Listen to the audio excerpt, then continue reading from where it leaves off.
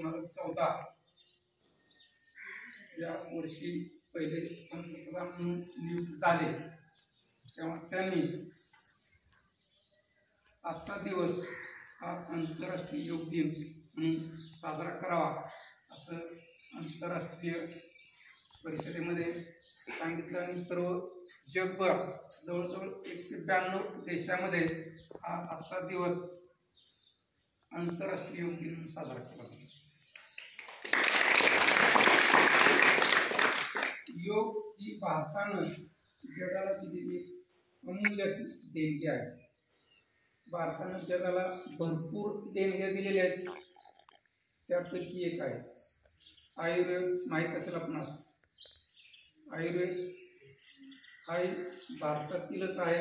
भारतातील एका ऋषीमुनी त्यांनी हजारो वर्षापूर्वी आयुर्वेद योग जगापुढे मांडलेला आहे। आता आपण एक दिन म्हणून साजरा करतोय आणि हे आपल्याकडे असणारे काही देणं आहे ते पूर्ण जग त्याचा वापर करते, आत्मसात करते।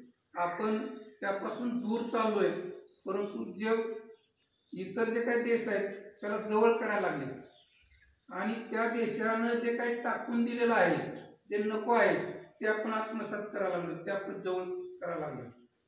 हे आपलं दुर्दैव म्हणावं लागेल आपल्या भारत देशाचं आणि आपलं, कारण आपल्याकडे जे आहे ते आपल्याला माहीत नाही आणि ते इतर देशांना माहीत झाले, ते त्याचा वापर करायला लागले। त्यांचं जीवन सुखी समृद्धी निरोगी कसं होईल याकडे ते लक्ष द्यायला लागले आणि आपण त्याच्यापासून फारकत घेत चाललो, दूर चाललो।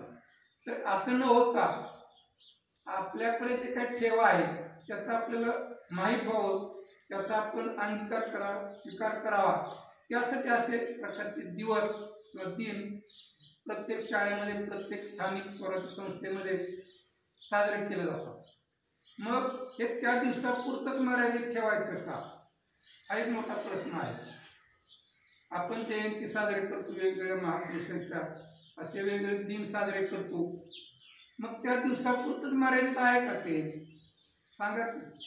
मी तुम्हाला प्रश्न विचारला, आपण जे काय असे दिन साजरे करतो, उत्सव साजरे करतो, 15 ऑगस्ट असेल, 26 जानेवारी असेल किंवा इतर आंबेडकर जयंती असेल, गांधी जयंती असेल, फुले जयंती असेल, आहे ना, शिव जयंती असेल, मग त्या दिवसापुरतं ते दिवस साजरे करायचे का?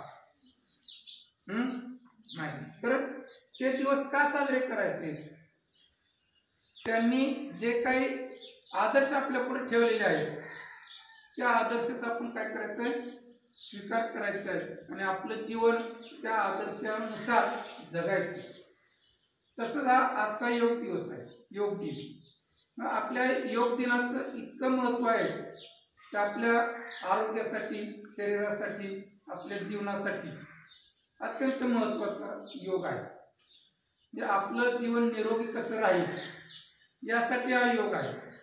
योगाचे एकूण 13 प्रकार आहेत, त्यापैकी हा योग आहे अष्टांग योग। यामधील हा योग प्रकार आहे अष्टांग योग। त्याच्यामध्ये योगासन आहे, ध्यान धारणा आहे, असे वेगवेगळे या अष्टांग योगामध्ये प्रकार आहेत। हा योग केल्यामुळे आपल्या शरीरावर एकदम चांगल्या प्रकारचे परिणाम दिसून येतात। आपल्याला जे काही वेगवेगळे व्याधी आजार जे आहेत ते आजार कमी करण्यासाठी आपण हे योग जर केले तर आपण त्या आजारापासून मुक्ती पाहू शकतो। आपण टीव्ही चॅनलवर पाहतो, जे काही रामदेव बाबा आहेत, आपले योग गुरु म्हटलं जातं त्यांना, आहे की नाही? ऐकता का, पाहता का कोणी टीव्ही चॅनलवर? त्यांचं मोठं योग पीठ आहे, त्या योग पीठाद्वारे वेगवेगळे कार्यक्रम राबवले जातात।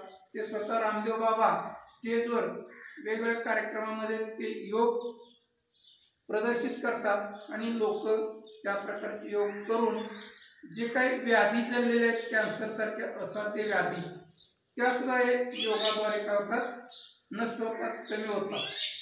त्यामुळं हा दिवस म्हणून साजरा करायचा नाही आपल्याला, किंवा त्या दिवशी फक्त योगासने करायची आणि आपलं काम संपलं असं नको आहे।